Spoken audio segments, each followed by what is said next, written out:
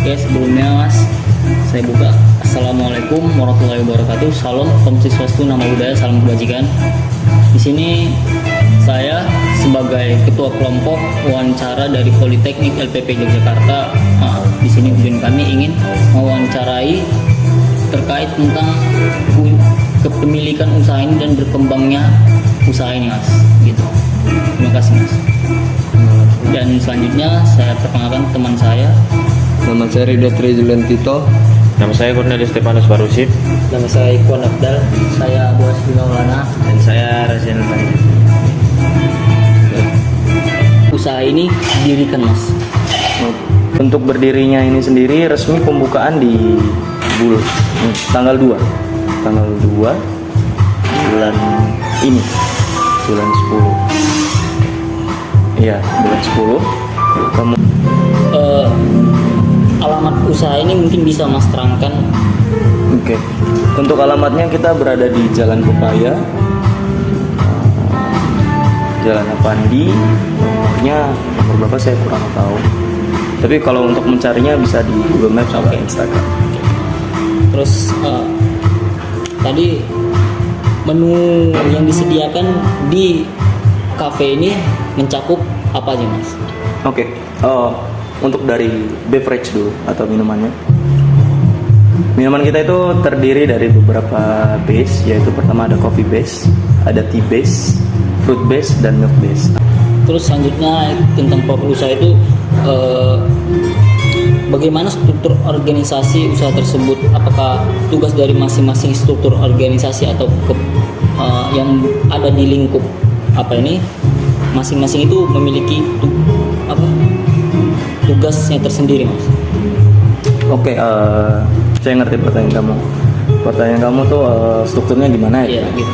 Oke, jadi struktur kita sendiri itu cukup profesional. Kami juga punya manajer, 2 manajer, yaitu head manager dan manajer operasional. Untuk selanjutnya jumlah karyawan yang ada di Nomia ini berapa, Mas?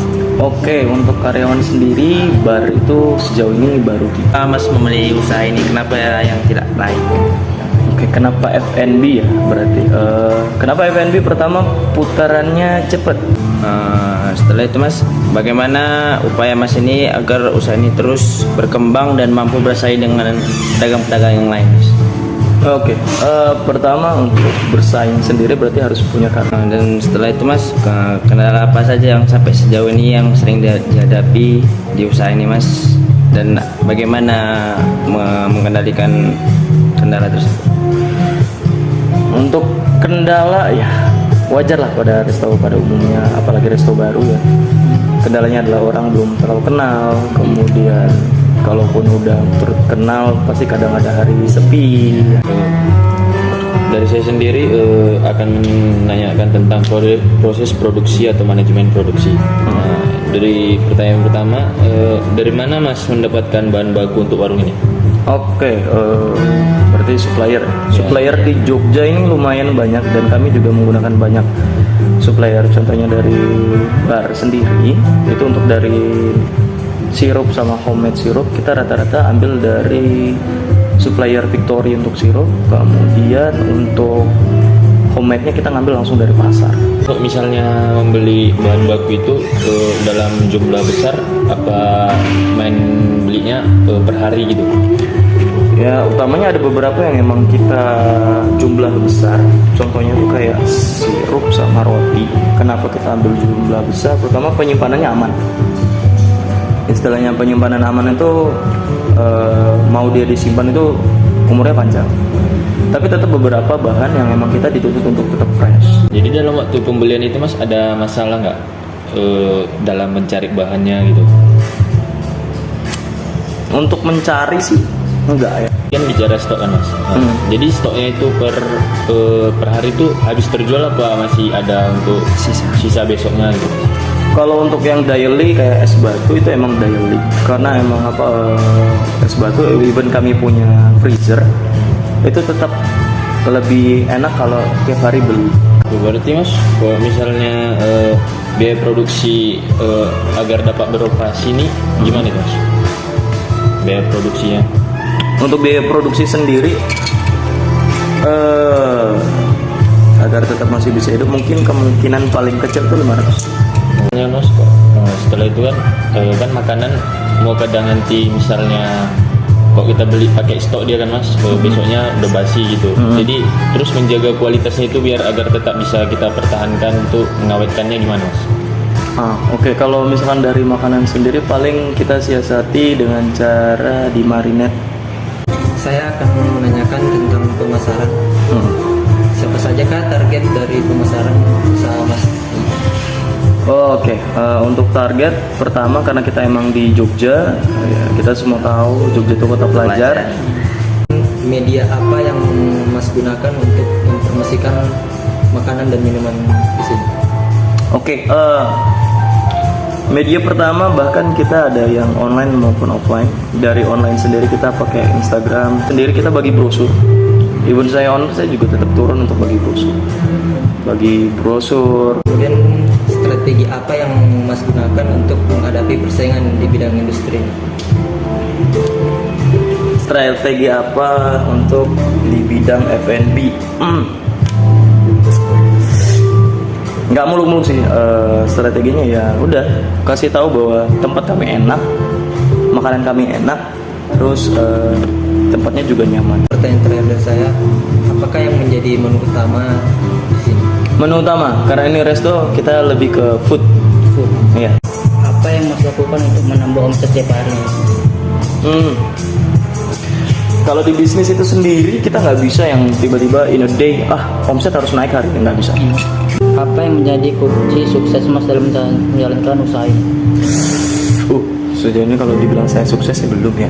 Tapi ada beberapa motivasi yang memang saya pegang, yaitu become a one person. Jadi jadilah orang yang benar-benar jadi hanya 1% di muka bumi ini. Orang 1% itu adalah orang yang ketika orang lain tidur, ia berpikir, berusaha. Ketika orang lain baru bekerja, ia sudah mulai merintis bisnisnya. Ketika yang lain asik dengan bermain, ia asik untuk bekerja. Di sini saya yang bertanya bagaimana prosedur atau cara penetapan harganya di sini. Oke, untuk harga sendiri itu emang udah diatur di HPP. HPP itu maksudnya harga per produk sebenarnya. Untuk keuntungannya sendiri berarti penghasilan apa? Kalau untuk penghasilan per hari kita belum bisa ngomong banyak karena masih belum produktif, karena umur dari usaha ini juga baru 21 hari. Tapi target kita tuh ya minimal omset itu 2 juta net ya.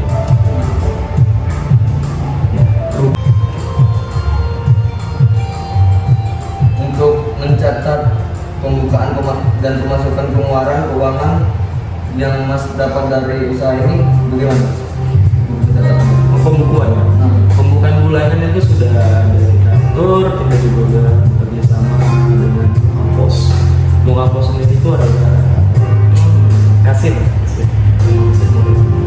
Kemudian juga pembukuan juga udah diurus sama manajer operasional. Saya tidak dari pengeluaran, masukan berapa, income outcome berapa, profitnya berapa, gross profitnya berapa, itu semua yang ada. Enggak yang semuanya harus saya. Kalau kayak gitu nggak saya jadi. Kalau itu tim saya, kalau saya ngapain kita sampai hal itu. Lebih mudah ya. Kami mempercayakan orang yang ahli untuk bekerja di bidang kami, ketimbang kami harus turun tangan dan harus meraba-raba. Lebih baik kami hire orang yang dia paham di sini. Ya udah, sesuai enggak dengan pengeluaran dan apa yang kita kasih. Apakah ada kenaikan harga dari awal pembukaan ini dengan harga sekarang? Sampai sekarang sejauh ini belum, karena memang kita nggak mau orang kaget. Jadi tiba-tiba harga segini tiba-tiba kok naik, nah otomatis kan customer yang mau mencoba bingung. Terus kalau emang mau yang customer pasti ya udah nggak apa-apa nanti. Tapi tujuannya yang kita nggak mau ada sampai harganya naik, kalau ini naiknya drastis.